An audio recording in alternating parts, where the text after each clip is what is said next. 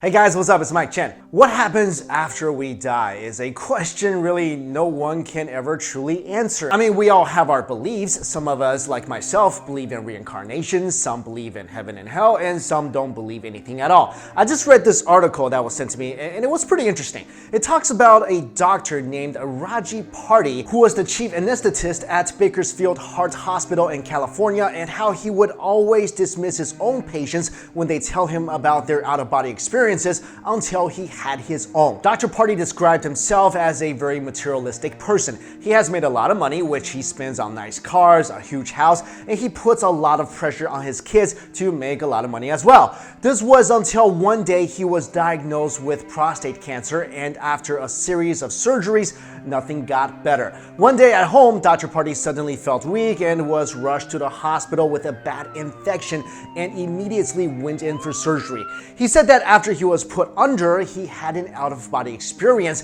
where he could see himself being operated on. He said everything was so clear to him. He could see everything and hear everything going on in the room. In fact, he even heard and remembered an off-color joke made by one of the doctors. Then from the operating room, he was transported back to when he was a child with his mother and sister in India. He was able to see his mother and sister so perfectly, he could even remember the exact clothes they were wearing. Right after that, though, everything turned terrifying. Dr. Party said he heard screams of pain and anguish, and he was drawn in to the edge of a flaming canyon where he smelled smoke and burning flesh, and he knew that he was on the edge of hell. There he heard a voice that said, "You have led a materialistic and selfish life." At the same time, he kept seeing visions of his life where he put material things above actually helping other people. Dr. Party then said he was helped away from the edge of hell by two angels who told him to reevaluate his life and that he would eventually become a healer of souls. When Dr. Party woke up, he was in the hospital and he tried telling the doctors what he saw,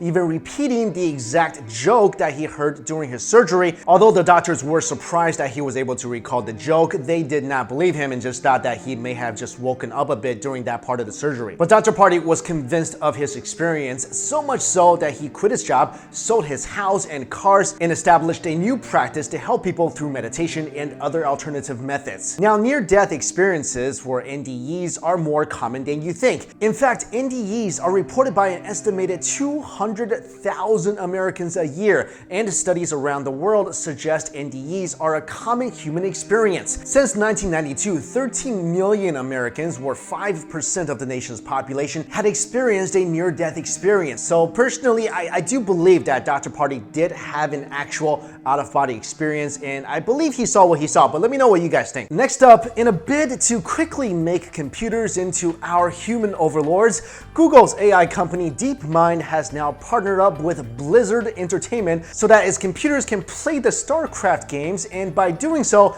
develop more advanced AI algorithms capable of learning, reasoning, remembering, and adapting complex strategies to win. Now, if you didn't know, Google's AI has already mastered a number of games, including the classic Atari Breakout, which it mastered in 2 hours, and it was so good at the Chinese board game Go that it beat the human Go champion earlier this year. But now the AI will be dealing with multiple human opponents. It's got to manage resources and work out the best way to win on a map where nothing is revealed until scouts are sent out, and it's got to deal with the fields between Jim and Kerrigan. So basically, we are teaching computers on how to beat us in space combat and to not pity us at all when we try to beg it for mercy by telling it a mushy sob story. Finally, 35-year-old Ranjit Singh from northern India is trying to set a new world record for lifting super heavy objects with his beard.